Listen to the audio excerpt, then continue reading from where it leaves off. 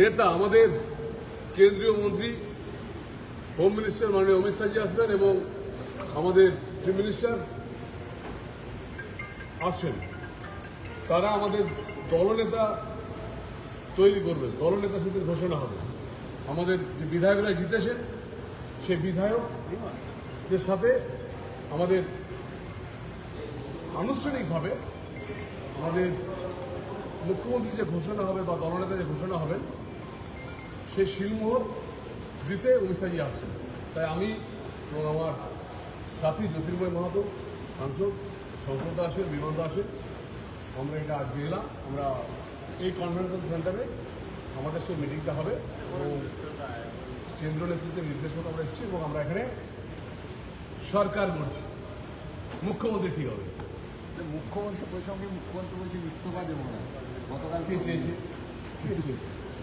এটা ইস্তফা ছুটি সম্মান 7 তারিখের পর ডিসেম্বর কি চাই দিয়ে দেবে সময়।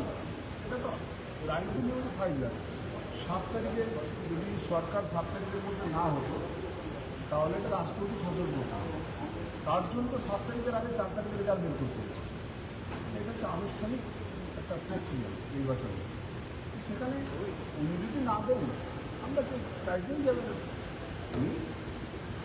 আমাদের কাছে সিনিয়র একজন ব্যক্তি মহিলা মুখ্যমন্ত্রী আমাদের শ্রমিকরা বলেছেন সম্মান জানাতে শুধু একটা কথা বলবো, যদি বিশেষ করে ভাইবোনকে বলবো যার ছাত্র ছাত্রীদের কষ্ট হয় chief minister of West Bengal একটা চেয়ার আমার নেতা থাকবে আর নেতাটা কি চেয়ারটা আমরা পাঠিয়ে দেবো আর জীবন করে চেয়ারটা হেঁচতে ওদের নেতৃত্ব একদম বলছেন বিপদে বিভিন্ন জিনিসের ঘটনা কেউ না তাও কিছু উৎসাহী যারা বলছে। আমি আপনাদের আমাদের শ্রমিক প্রেসিডেন্ট এবং আমাদের স্টুডেন্টরা আবার বলছে তৃণমূলের ঝড় বলছে তৃণমূলের ছেলেরা অনেকের সাথে বিজেপির ভোট করেছে। তারা এখন ভাবছে যে রাতারাতি আমি কী করে বিজেপি মানে বিজেপি হওয়ার জন্য একটা কম্পিটিশন শুরু হয়ে গেছে। বিজেপি হওয়ার জন্য কম্পিটিশন শুরু হয়েছে। এই কম্পিটিশনের জন্যই ক্ষতিটা হচ্ছে। আমাদের কোনো মণ্ডল প্রেসিডেন্ট, আমাদের কোনো শক্তিমুখ, আমাদের কোনো জেলা প্রেসিডেন্ট, আমাদের জেলা জিএস তারা প্রত্যেকে বারণ করছে। আমরা আমাদের লিডার সুরেন্দ্রবাবু শরীরদা বলেছেন যে তাদেরকে গেলে বলো। আপনারা দেখুন যারা পার্টি অফিস রং করছে তারা তৃণমূলের ছেলে। এখন তারা যদি চায় যে আমরা সিন্ডিকেট তৈরি করবো, তারা যদি চায় যে আমরা এখানে রাজ করবো, আমি বলবো ভদ্রভাবে থাকুন, ভালোভাবে থাকুন, সমর্থন করেছেন ওকে ঘুরতে হবে। কিন্তু কোনো মতেই আমরা গুন্ডারাজ সিন্ডিকেট রাজ রাখবো। মানুষ এগুলো শেষ কথা বলবেন এবং আমরা অনুষ্ঠিত করবো। লাস্ট একটি প্রশ্ন, এটা হচ্ছে বিভিন্ন নেতা মন্ত্রী যারা হেরে গেছেন বিদায়ী তারা অভিষেক বন্দ্যোপাধ্যায় নিয়ে বিভিন্ন অভিযোগ তুলছে এবং আসার জায়গাও একদম পুরো তারা বলছেন নেবেন আপনারা। আমি আবার বলছি দল এটা ঠিক করবে। আমাদের দলে আমি কোনো আমরা আমি জিএস আছি, দল ঠিক করবে। কিন্তু একটা কথা বলবো, সত্যি কথা না, তারা একদম বলতে চাই পলিটিক্স কখনো মালিক আর চাকর হতে পারে না। পলিটিক্সে আমরা সবাই কলিগ।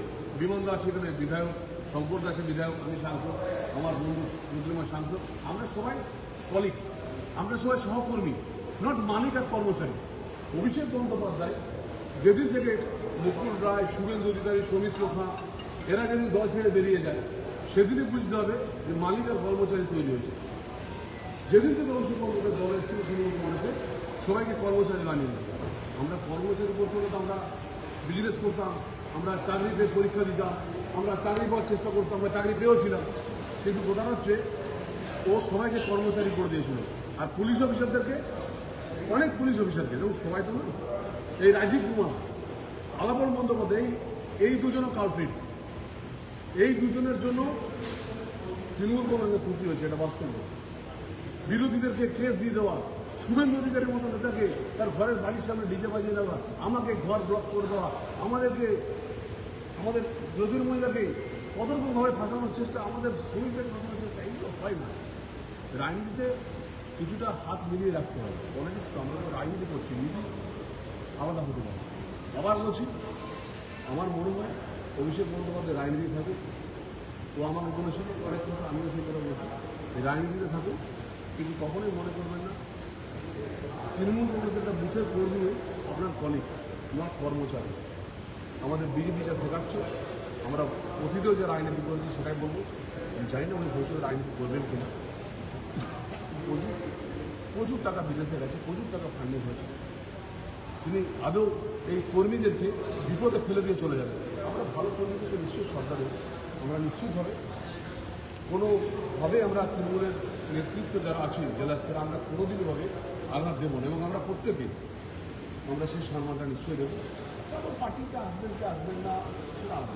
দাদা ইডি আজকে সুজিত বোসকে ডেকেছে আর রতিন ঘোষকে ডেকেছে, এখনো আসেনি ইডি দপ্তরে। কথা বলি, এটা সম্পূর্ণভাবে ইডি এবং সুজিতবাবু জানে, এটা নিয়ে আমাদের কোনো অন্তত আমার কোনো সুজিত বাবুকে জিজ্ঞেস করুন আপনারা।